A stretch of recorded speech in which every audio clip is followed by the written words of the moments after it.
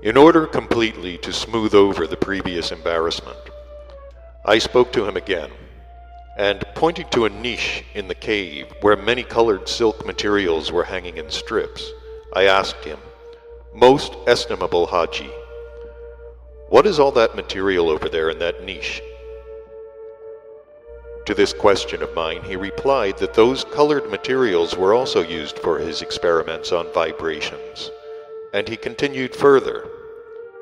"I recently made it clear for myself which colors of the materials and to what extent act by their vibrations harmfully on people and on animals.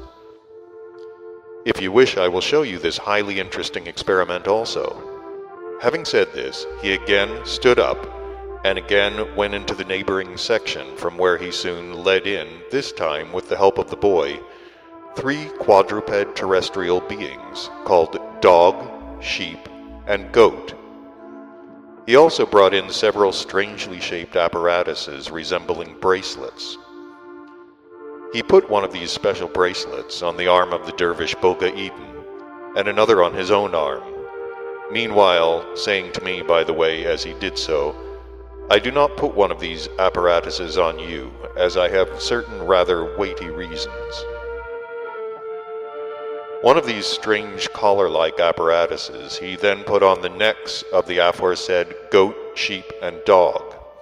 and indicating the vibrometers on these strange apparatuses, he asked us to remember or to note down all the figures which would be indicated by the hands of the vibrometers on each of these externally different beings. We looked at the figures shown by all the 5 vibrometers and wrote these down in the block notes, or as they are usually called there, writing pads, which were given to us by the boy. After this, the Dervish Azvatstruv again sat down on the felt and told us as follows. Every form of life has its own total of vibrations proper to it, which represents the totality of all the vibrations engendered from the various definite organs of the given form of life. And this total varies at different times in each form of life and depends on how intensely these variously caused vibrations are transformed by the corresponding sources or organs. Now all these heterogeneous and variously caused vibrations always blend within the limits of the whole life in the general subjective, what is called chord of vibrations of the given life. Just take as an example my friend Bokharian and myself. You see, and showing me the figures on the vibrometer that he had on his arm, he continued, "I have in general so many vibrations, and my friend Bokharian has so many more. This is because he is much younger than I, and several of his organs function more intensely than mine, and the corresponding vibrations in him thus result more intensely than mine. Look at the figures on the vibrometers of the dog, the sheep, and the goat. The sum total of the vibrations of the dog is 3 times greater than that of the sheep, and half as much again as that of the goat. And in number of vibrations of his general chord of vibrations, this dog has a trifle less than myself and my friend. It must be remarked that among men, especially men of recent times, very many are to be met with who have not even as great a number of vibrations in the subjective chord of vibrations of their common presence as the number shown by the presence of this dog. This has come about because in most of these people I have just mentioned, one function, for instance, and namely the function of emotion, which actualizes the main quantity of subjective vibrations, is already almost completely atrophied, and therefore the sum total of vibrations in them proves to be less than in this dog. Having said this, the Venerable Haji Azvatstruv again stood up and went to the place where the materials of different colors lay. Then he began to unroll these colored materials, consisting of what is called Bokharian silk, color by color, and with each piece of material, all of one color, he covered, by means of specially constructed rollers, not only all the walls and the ceiling, but even the floor of this section of the cave, owing to which it appeared that the whole interior was draped with the material of that given color. And each of the colored materials changed the vibration number of all the forms of life. After experiments with the colored materials, this great terrestrial scientist of recent times asked us to follow him. And going out of this section of the cave back again into its main passage,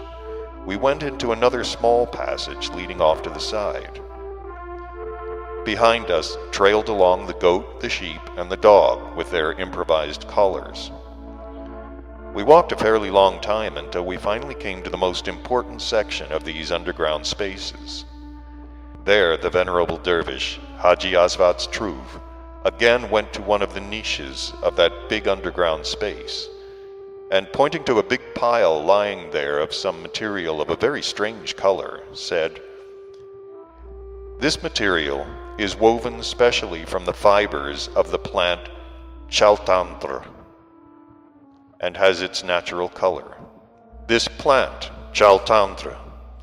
is one of the rare formations on the earth, the color of which not only has the ability to change the vibrations of other nearby sources, but is itself completely indifferent to all other vibrations. That is why for my experiments concerning vibrations arising not from color but from other causes, I especially ordered just this material and made out of it for the whole of this underground space something like a large tent,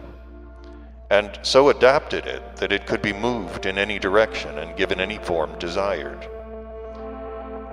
And with this peculiar tent I am now carrying out my experiments, namely those experiments which I call architectural. And these architectural experiments are now making clear to me just what interiors, and to what extent, act harmfully upon people and upon animals.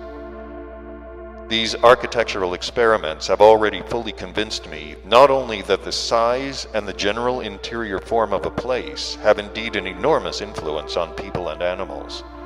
but also that all interior what are called curves, angles, projections, breaks in the walls, and many other things producing a change in the vibrations proceeding in the atmosphere of the place, always contribute to change, for better or for worse, the subjective vibrations of the people and animals there. When he began to make his experiments with that large tent, I also noticed, among other things, that the surrounding vibrations which changed owing to various causes nearby act much more strongly on the common presences of these three-brained beings who have taken your fancy than on the terrestrial one-brained and two-brained beings. This also evidently proceeds in consequence of all the abnormal inner and outer conditions of their ordinary being existence. After these architectural experiments, he led us to still other small sections, where he also showed us many other experiments from which it could easily be seen and understood just which variously caused vibrations and how act upon the subjective chords of vibrations of your favorites. During these experiments, there were also indicated